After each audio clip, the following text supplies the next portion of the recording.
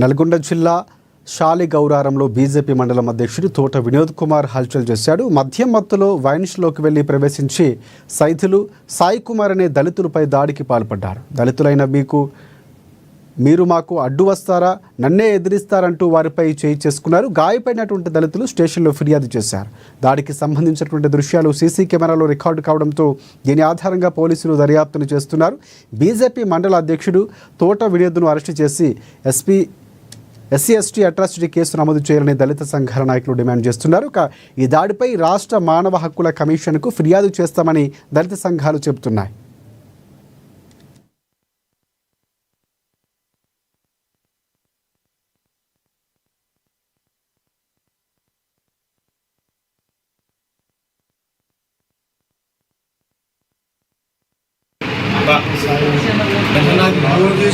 నాకు